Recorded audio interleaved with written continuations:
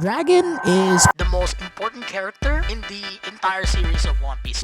What? Bro, what are you talking about, man? You can say that he's one of the most important, and he's the guy who's gonna topple those fucking celestial dragons. He's the only dude who created an organization to topple the world government. He's been gathering allies for the past 20 years, and that, in my opinion, is a very huge achievement. I kind of respect the amount of patience that Dragon has done in the series. We don't have a single traitor in his own organization, which, in my opinion, that is huge. That is crazy. But of course, not every organization is perfect. Dragon and his fellow Revs also failed on some of them. There's something that happened, I think, in the CP9 where the other groups of CP9 killed, I think, 20 revolutionary soldiers. There's also that happened with, of course, Ginny and like her getting caught by a celestial dragon, getting a disease and so on. We'll talk about her later. Yeah, there's no such thing as a perfect army, but in spite of all of that, still gathered a lot of allies, still infiltrated the celestial dragon, the Marijua, and fucking succeeded. They got away. They saved a lot of slaves when they were infiltrating, when Sabo and the others were infiltrating, and even Sabo saw the face of the true leader, which is, wow, this is like huge. This is bigger than what Fisher Tiger did. This is really big, and that is impressive as fuck. You know, like people might say that, oh, this is all Sabo's accomplishment. He was the one who's responsible for his army. The achievements of the Revolutionary Army was also his own. He's the one who created it, and the people who are in it and achieving shit, also his thing. Also the thing that, you know, is whatever. But so yes, like the results of Dragon and his organization has proven a lot more than what people expected, especially in the world of One Piece. But where's the issue? Where's the issue of this guy? Here lies the issue for Dragon that many people have problems with, and that is the process being entirely off screen. All of it are off screen. Almost all of it are off screen. Almost all of it. The only time we've seen him do anything was when he saved Luffy from Logtown, and then when he was saving people in the Great Terminal on the fire. That's it. That's the only time we've seen him use his power. That's the only time. Out of 1,111 chapters, he's only done 2 things on screen.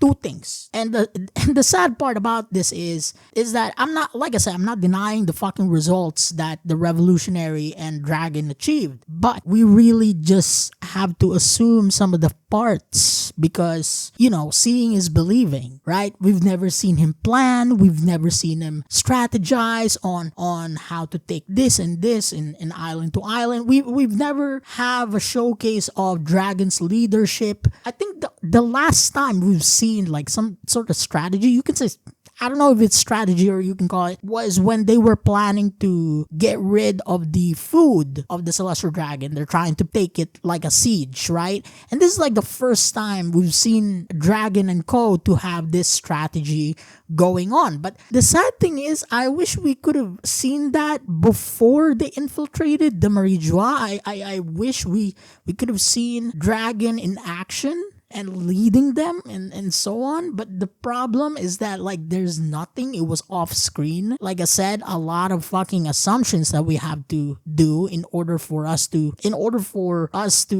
you know, like accept the fact that Dragon did things. It's also like the thing with Baltigo, right? Like they ran away from Baltigo because of Burgess. Blackbeard appeared there. We don't know what happened, dude. It was off screen again. Why can't you just show us like what he can do? It's weird. It's been 1,000 chapters and we're stuck with not knowing much about what Dragon can do. And this is not just in terms of power scaling, but also in terms of ability on being a leader. We don't really see much, and it's disappointing. We know that Ginny knew the consequences of joining the Revolutionary Army, we know that she knew if something happens to her, like, like she's betting her life on the line by joining the Revs. I completely understand if Dragon can't go and save Ginny from the Celestial Dragons. It's totally understandable. He's the leader. He's gonna lose many things if they fail. It's not just about that, but like this is like back in the day, and they don't have much.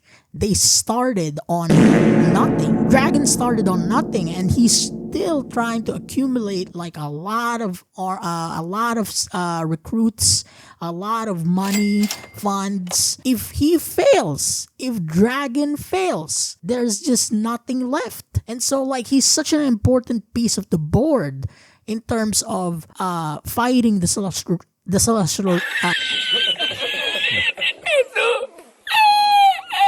fighting the Celestial Dragons, that it's hard for him to move and save Ginny. But like I said, like he didn't do anything. But the problem is it's so lacking in terms of that. And I feel like the fandom truly wanted him to do something. Even me. I wanted him to rage. I wanted him to do stuff. Yeah, there's barely anything that he's done except for the fact to sit.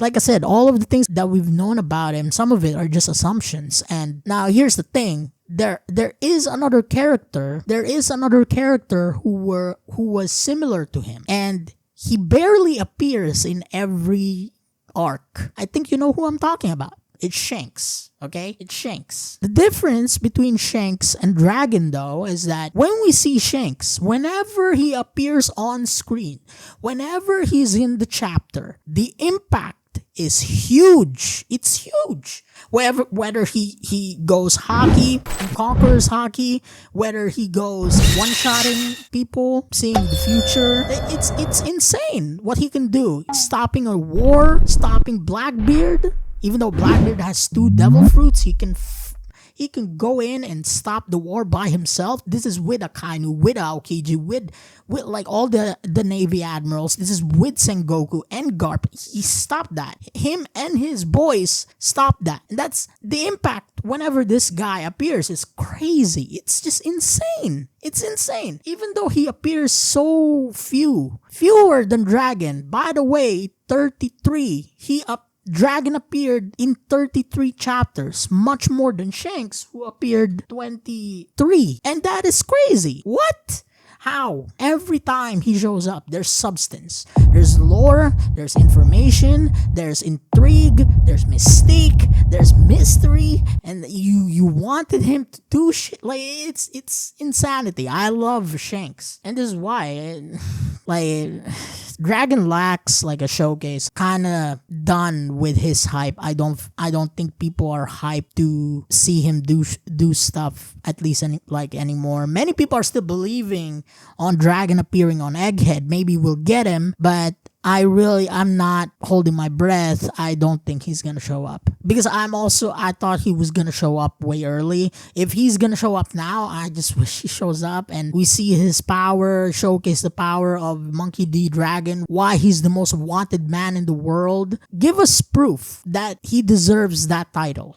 Give us proof as to why people wanted him gone. Give us proof that at least some showcase of his power, because right now, like, it's just dry. It's not that good. Anyway, is he a fraud? I'm gonna answer no, not really. But I can understand some of the people who are getting impatient on Dragon and saying that he's on fraud list or something. I do understand why many people say that. But yeah, that's my take on Dragon. It took me fucking 20 minutes for this shit. Oh my god. But yeah, like, See you.